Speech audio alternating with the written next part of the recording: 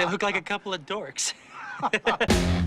All my favorite films are in Japanese. I know what it means when you say RPG. You say I'm a dork, but that's okay. I'm gonna be your boss one. They finally let me on the football field, 'cause in marching band I play the glockenspiel. I know I'm a dork, but that's okay. I'm gonna be your boss one day. Hey everyone, welcome back to another Dork Outs with the Film Dorks. I'm Tom. I'm Nick. I'm Kevin. I'm Lucas. I'm Bridget. Hey, we did got it. We did it. This week we're dorking out about something that all of us love is cult films, and we're going to talk about like what makes a cult film. I guess the definition is they started out kind of as a bomb, but then word of mouth that something is lovable about this movie gets around, and after a while it's something that lots and lots of people love and adore and have lots of opinions about. A lot of times what gets these cult films started is they're kind of rejects of the mainstream for a lot of reasons. Like they have a visual style that is next level, or some concepts that are so out there that people can't handle it as a mainstream society. Or the characters themselves in the movie are so outrageous or odd. Like Eraserhead. Yeah, definitely a huge cult film. That came in a time when like Arnold Schwarzenegger action movies ruled the day. And here you have a black and white, practically experimental film that is just wild. And so many people love it because it's not what the mainstream is. But they didn't call them cult movies back then. It was like the 70s where the word cult was used in the film lexicon. After the Jim Brown stuff. But it was the 70s that really coined the cult film, and that was because of the midnight movies and stuff like that. Yes.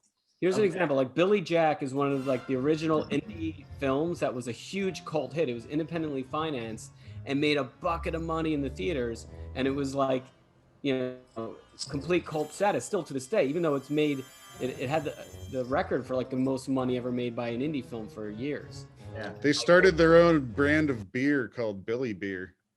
Good. It was such a smash hit, but it's still a cult film. Even when it was a big hit, it was not like it was as big as the biggest blockbusters that were coming out that year. It's just that it was such a cultural turning point. And if you think about a lot of blaxploitation movies and during Rocky Horror Picture Show. Yeah, they were made that stuff. 70s was audiences back then that were very popular because they were not the mainstream and they were speaking and telling a story that nobody else was doing. Yeah. But a lot of times these movies end up, they kind of become cult films because they get released and they get panned and they don't get seen, and then they just get a weird following after that for whatever reason. New York City was the breeding ground for this kind of stuff in the 70s, because you start having Trauma started then. Well, yeah, but also you have like your Godfathers and your film school auteurs coming into the world and inspiring a lot of filmmakers to go out there and do it. And in New York City, there's just this huge underground art off Broadway scene going on, and that's like that in LA pretty much was where they started doing these things. And LA, you get more of the B movie stuff, like things where they're trying to emulate the hits.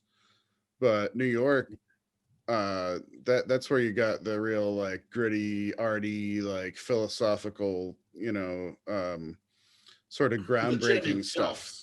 Yeah, but if you look at even Roger Corman, his whole career was making B cult movies, right? Like that, because it was such a baked in audience for that like you could always make a return on your film. You wouldn't be making the huge blockbusters, but you'd make your money back because there was like a built-in thing. And then he was on the cusp of it when it went from being the monster movies of the 50s, 60s to all of a sudden being the trippy 60s, 70s. Like Easy Rider was a direct result of his films, The Trip, and what's the motorcycle one he did? So he did like motorcycle movies, really led to this huge Hollywood breakthrough where they were, because at the time in the 70s, all the major studios were scrambling to try to figure out what was the next thing. Yeah, And how a do we- lot of studios folded during that time. Yeah, I mean, they were struggling to figure it out, and that's why so many good directors came Well, out. that's why the blockbuster was born in the late 70s. Yeah. Because they figured it out. When does a cult film become a cult film? Because like a film might not gain like a huge fan following until years after it's been made. Like it's such a subjective thing. If you were to Google cult movies right now on Google, like literally the first movie comes up is that like the Big Lebowski remake that just got released last year that you hated. Wait, that the Jesus Rolls? The Jesus Rolling. That film is literally the first. That's not a cult film. On Google. Nobody wants. When you type Nobody in likes it. though. Nobody likes it. I think Bridget's onto something though. For something to truly achieve cult status, time is a part of it. Because it's not just how it's received. I think Rocky Horror Picture Show is the first one that I remember where like they were having midnight screenings like every week, and people are going like every week, and they have these like rituals and they throw toast and all that fun stuff. Yeah, because it was a movie about LGBTQ, culture before there was a lot of stuff really made for that audience. So it was embraced and nurtured and then became a whole, it has a life of its own at this point. It's one of the greatest and most effective cult films ever made. Right.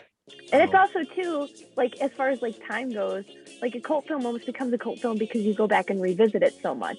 And that's why like cult movies become so quotable. Like there's things that you say like on a daily basis because you go back and you watch the movie over and over and over again. The most quotable where every line has got to be Army of Darkness. Well, for cult film. No, I think like listen. No, but for our friends and stuff, but other people. Bridget, how would you like to respond to this? I've never seen it. See? Oh my God. And you will be so delighted. You will be. If you want, we can just reenact it for you right now, and you don't ever have to. I know, right? So, what would you think would be one of the first? Nosferatu. That company got its face sued off by the Bram Stoker's estate, and then it went bankrupt. And they destroyed all copies of that film except for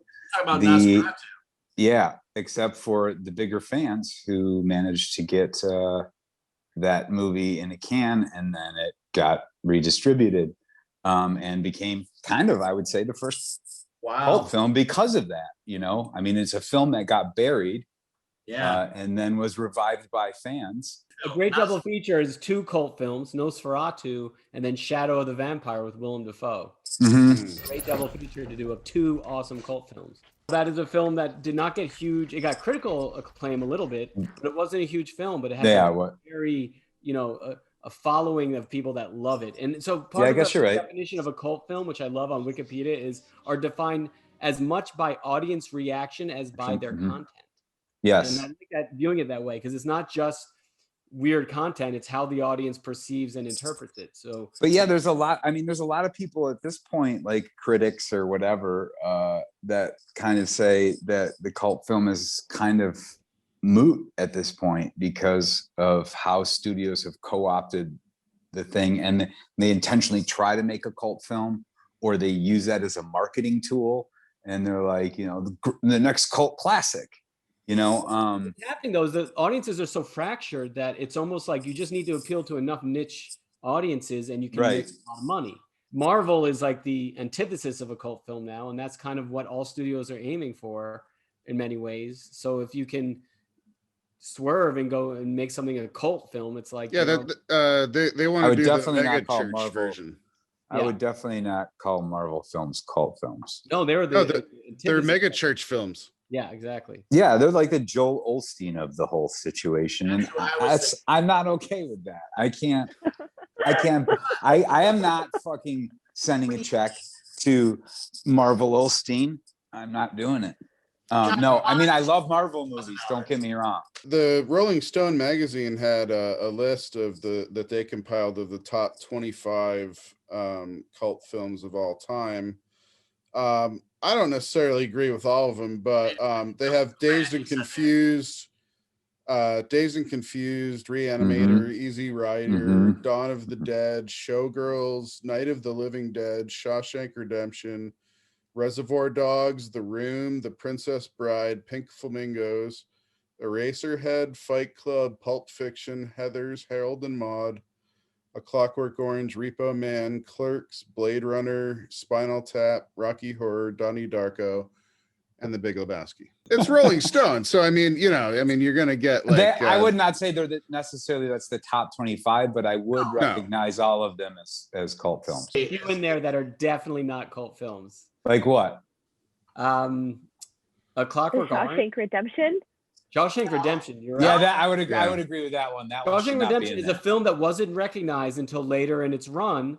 But does that make it a cult film? No, that one definitely I would classify even. Reservoir Dogs, there's, Reservoir Dogs was hugely popular when it took a Yeah. but then like it's known as like a landmark. So like that if one you're a not so landmark much. film in film history, I'm sorry, you just don't get the badge of cult. Well, this is the issue with the list. So I think of a movie like Reservoir Dogs or Shawshank Redemption.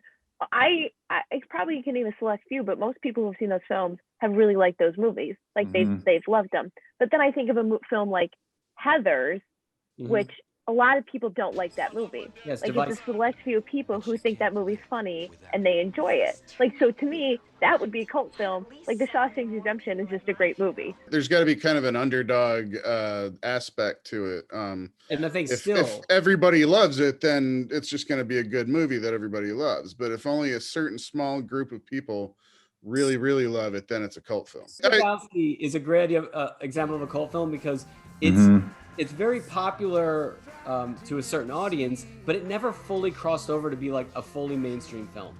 Like it's beloved. Well, no, when it came out, it was critically panned. Nobody saw it. Okay. So, which begs the question, because I haven't seen it yet. Jesus Rolls. I'll never see it. Rolls. Don't watch it. Don't. So did you see it, Bridget? I stopped it. It's so bad, wasn't it? Did you stop it at the first threesome where you're like, I'm not watching this? Yeah. I don't know how that's classified as a cult film. I guess maybe there's a following of middle-aged men that like to have threesomes and they're probably on a list feminists. somewhere. I've been to a Lebowski fest once, and I will say that felt like a whole lot like a real cult. Well, the most It important. has its own religion, dude. And to be perfectly direct, I am a certified Dudeist priest. The Church of the Latter-day Dude. But there were like 30 Walters and like 40 dudes walking around with like, I mean, and the Walters were all like, they all had like a plastic bag with the homework in it that was like film accurate homework. But there was no Donnies. Shut the fuck up, Donnie. No, but the real dude guy showed up, and then it was like a mob scene. Oh, right. Oh boy, yeah. I would have gone as a nihilist. Yeah, totally right. Hey, this is a private residence, man.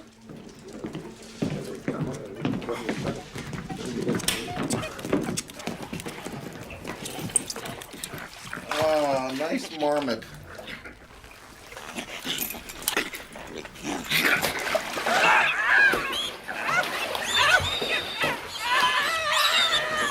Where is that money, Lebowski? We want the money, Lebowski!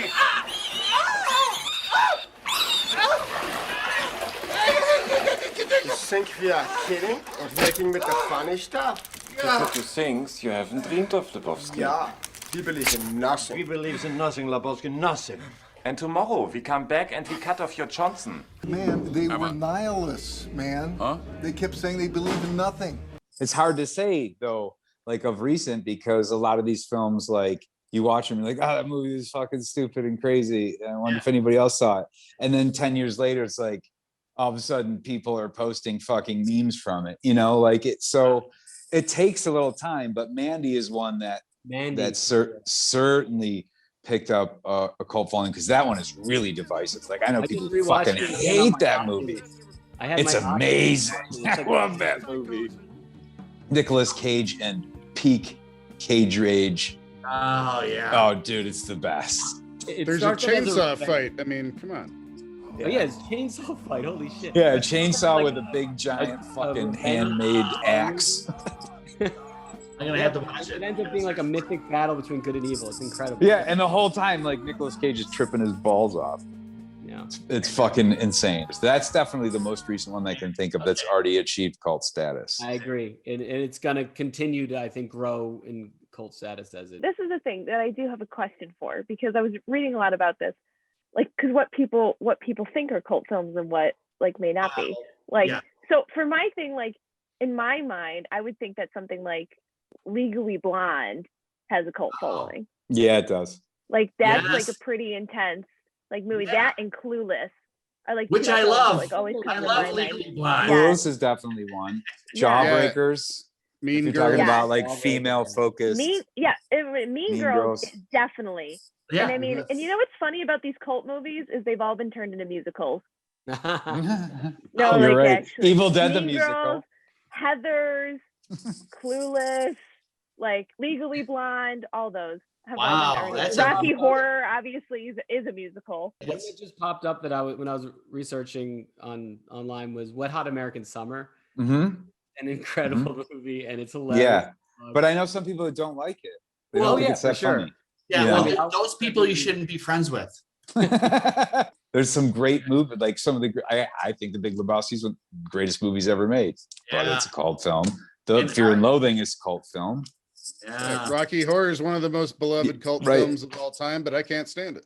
So This is what you should do. You should watch the Glee version of Rocky Horror. oh, What? Forget what The Bridget Glee just told you. version. Forget what Bridget just told you. What you need to do is when COVID's over, you need to go experience it in the live setting because it's not worth it. Honestly, I've watched that movie once Yeah. at home by myself and was like, okay, like I kind of don't get it. And then I was Yeah. at a live show, and I was mean, like, there's a couple of really entertaining parts, I and get I it. mean, Tim Yeah. Curry's brilliant in it, and actually, it hurt Tim Curry's career Yeah. because they were trying to typecast the shit. And he's like an amazing actor. That guy can act his ass it's off. not the same experience when you watch it in your on No. VHS at home, or if you go out to a theater and everybody just brings it. Like My and- dad took me to Rocky Horror Picture Show at a movie theater when I was a kid. I must have been like 10 years, 11 years old. And it was an experience, because people are throwing shit, dressed up and yelling shit and dancing across the screen. It's ridiculous. Yeah, I had a blast. could- I don't really remember the movie well, but I had such a great time No. at the theater seeing it that I was like, oh, this is why people do this. It's a whole thing. Okay. Like, So next week, join us at 7 p.m. Pacific Standard Time, 10 p.m. Eastern Standard Time for our next podcast, Film Dorks. We're going to be dorking about comedy cult films. So give us a shout. Also, this week, make sure to go check out our letterbox at Screen Radar. We'll have definitely some great lists up there related to what we're going to be talking about tonight and next week. So give those a look. And then also make sure to give us a follow on Instagram, Twitter, and Facebook at Screen Radar. And also you can stream any of our prior podcasts on Apple Podcasts, Spotify, and YouTube. Last week we talked about supernatural films, so you can go check out the last podcast, catch up before we start the next one.